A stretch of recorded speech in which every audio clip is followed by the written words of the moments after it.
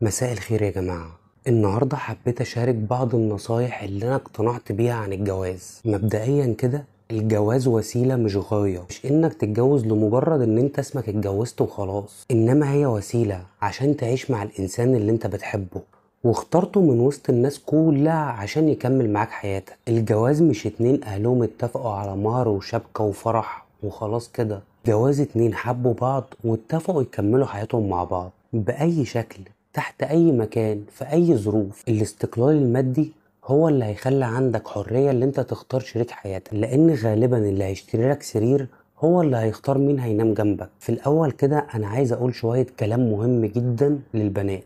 اختاري شريك حياتك ناضج فكريا ومستقل ماديا وطموح ومثقف ومسؤول، بيحترم أهله بس مش تابع ليهم، بياخد رأيهم كنصيحة مش أمر وفرض، بيحترم حياتك الشخصية، بيخاف عليكي وبيغير عليكي غيرة صحية. تعال بقى يا صاحبي لما اتكلم معاك شوية، اختار مراتك عندها استقلالية مادية، والأهم من كده إنك تختارها كمان عندها استقلالية فكرية، تقدر تاخد قرارات من غير ما تهتم مين قال ومين ما قالش، واللي عمرها ما هتبص لغيرها وتيجي تقولك انا عايزه اعمل فرحي في كذا وتقولك انا عايزه شبكه بكذا عشان تقعد تتعايق بيها قدام الناس. اختار اللي تبقى عايزاك لشخصك انت بس، تحت اي ظروف. عمرها ما هتطلب منك طلبات تعجيزيه، انا عايزه شبكه كذا، عايزه مهر كذا، عايزه شقه في الشيء الفلاني. تقدر تتحمل المسؤولية معاك، عندها استقلالية مادية وفكرية. في الآخر بقى أنا عايز أقولك على حاجة صغيرة كده، اللي بيحبوا بجد بيفضلوا طول عمرهم مستنيين شريك حياتهم اللي تعبوا لغاية ما لاقوه.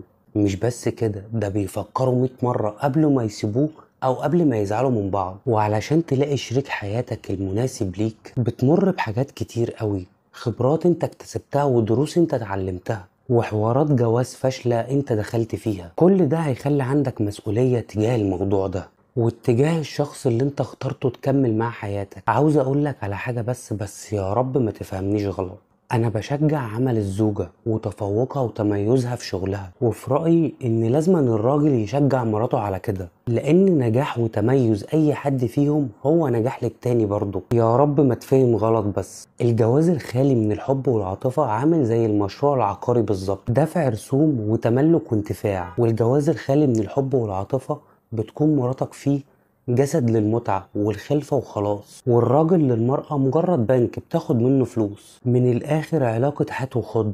واللي متجوز وعلى طول بيلعن في الجواز وبيلعن في اللي عايز يتجوز، وده مش معناه ان الجواز وحش، ده معناه ان هو انسان فاشل ومعقد من الجواز وفشل في جوازه. الجواز هو اعظم رابطة انسانية بتربط ما بين اتنين، واهم شرط فيه انك ما تستعجلش وتختار صح. ومفيش سن مثالي للجواز، الوقت المثالي ده بيجي لما يجي الشخص المناسب. مش مهم امتى هتجوز، المهم هتجوز مين. لما تلاقي الشخص المناسب والله هتعيش احسن ايام عمرك.